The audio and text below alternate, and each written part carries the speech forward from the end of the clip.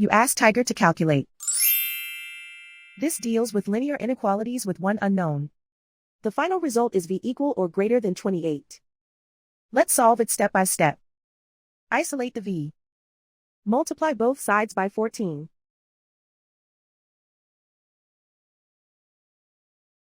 Group like terms.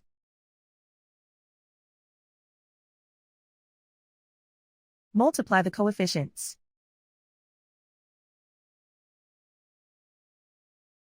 Simplify the fraction.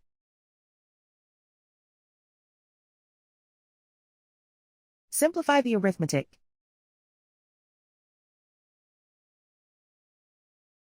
Plot the solution on a coordinate grid. And so the final result is v equal or greater than 28.